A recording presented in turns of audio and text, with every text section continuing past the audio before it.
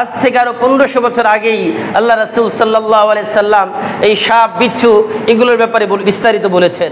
আবু দাউদ শরীফের 5248 নম্বর হাদিস, 5248 নম্বর হাদিস। এই হাদিসের মধ্যে বলেন, আন আবি হুরায়রা রাদিয়াল্লাহু আনহু قال ما سلمناهن منذ حاربناهن ومن ترك شيئا منهن خيفة فليس منا। আবু হুরায়রা রাদিয়াল্লাহু তাআলা আনহু থেকে হাদিস বর্ণিত, তিনি বলেন যে রাসূল সাল্লাল্লাহু আলাইহি সাল্লাম বলেছেন, যেদিন থেকে সাপের সাথে যুদ্ধ ঘোষণা করেছি, খেয়াল করেন, যেদিন থেকে সাপের সাথে যুদ্ধ ঘোষণা করেছি সেদিন থেকে আজ পর্যন্ত তার সাথে আর কোনো শান্তি চুক্তি হয় নাই, তার সাথে কোনো শান্তি চুক্তি হয় নাই। যেহেতু শান্তি চুক্তি হয় নাই, ওয়ামান তারাকা শাইআম মিনহুন্না খিফাতান, তোমাদের মধ্য থেকে যদি কেউ ওই সাপ দেখার পরেও তাকে ছেড়ে দেয়, না মারে, তাকে যদি ছেড়ে দেয়, ফালাইসা মিন্না, ভয়ের কারণে যদি ভয়ে সাপ তাকে ছেড়ে দেয়, ফালাইসা মিন্না, ধমক দিয়েছেন, আজ যাও তুমি আমার উম্মতের অন্তর্ভুক্ত না। তার মানে কি, সাপ দেখলে 1 নম্বর মারতে হবে। দ্বিতীয় নম্বর হাদিস, 5249 নম্বর হাদিস। عن ابن مسعود رضي الله عنه قال قال رسول الله صلى الله عليه وسلم اقتلوا الحيات كلهن ممن تراهن فليس مني।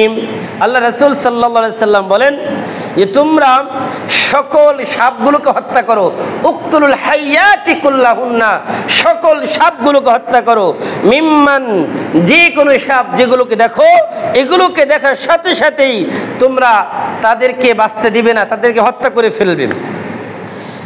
এরপর ইবনে আব্বাস রাদিয়াল্লাহু তাআলা আনহু থেকে হাদিস বর্ণিত, 5250 নম্বর হাদিস।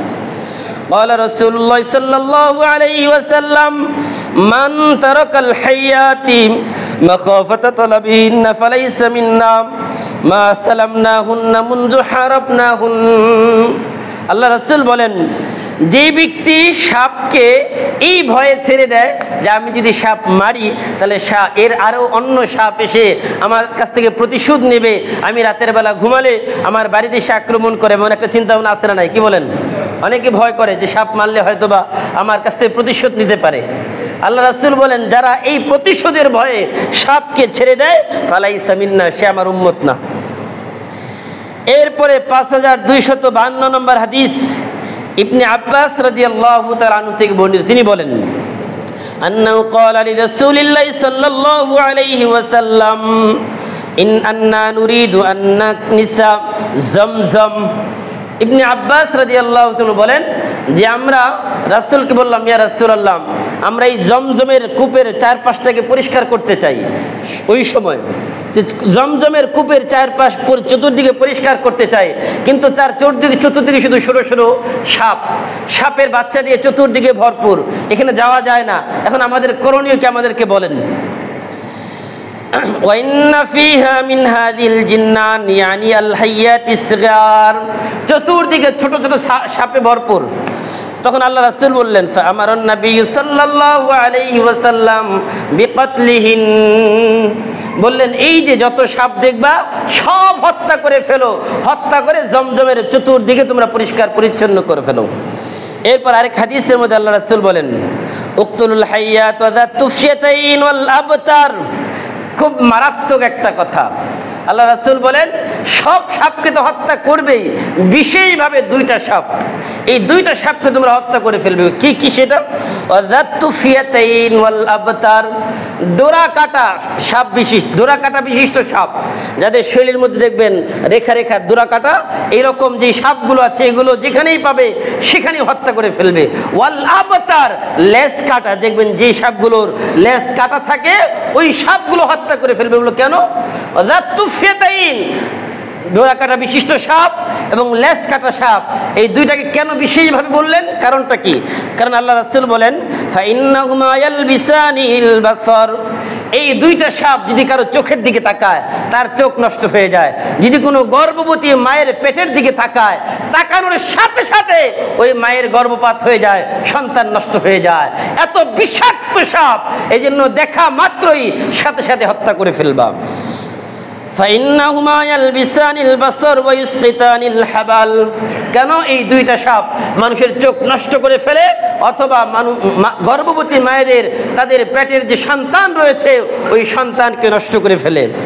وكان عبد الله يقتل كل حبة كل حية وهذه وجدة। আব্দুল্লাহ রাদিয়াল্লাহু উমরের ছেলে আব্দুল্লাহ রাদিয়াল্লাহু তাআলা তিনি যখনই সাপ দেখতেন ওই সাপের পিছনে দৌড়াইতেন। সাপ দেখলেই সাপের পিছনে দৌড়, সাপ যেখানে যাবে তিনিও সেখানে গিয়ে ওই সাপকে হত্যা করতেন। ইতরিদু, ওই সাপের পিছনে তাকে হত্যা না করা পর্যন্ত ক্ষান্ত হতেন না। কেন? আল্লাহ রাসূল তিনি বলেন, রাসূল বলেছেন বিকতলিহিন্না, যেখানেই সাপ দেখো সেখানেই সাপ হত্যা করো, সাপ হত্যা করলে সওয়াব আছে। এই জন্য আশেপাশে যদি কোথাও সাপ দেখেন হত্যা করে ফেলবেন। আমাদের সমাজের মধ্যে যে রাসেল ভাইপার নামে যে সাপের উপদ্রব হয়েছে এটা আসলে খুবই বিষধর সাপ। এই সাপের ব্যাপারে আমাদের সতর্ক হতে হবে। আল্লাহ রাসূল সাল্লাল্লাহু আলাইহি সাল্লাম তার উম্মতকে সতর্ক করেছেন, আমাদেরও দায়িত্ব আপনাদেরকে সতর্ক করা। এই জন্য এই হাদিসগুলো বলা। এখন এখান থেকে বাঁচার উপায় কি?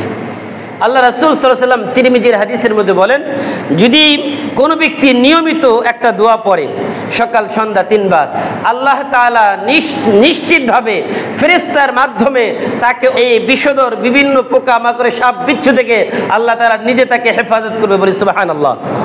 আউযু বিকালিমাতিল্লাহি তাম্মাতি মিন শাররি মা খালাক। আউযু বিকালিমাতিল্লাহি তাম্মাতি মিন শাররি মা খালাক। আউযু বিকালিমাতিল্লাহি তাম্মাতি মিন শাররি মা খালাক। যারা আমরা পারি মুখস্থ করে নিব, না পারলে যারা পারে তাদের কাছ থেকে আমরা শিখে নিব। আল্লাহ তাআলা আমাদের সকলকে সকল প্রকার বিপদ আপদ থেকে হেফাজত করুন। বলেন আমিন।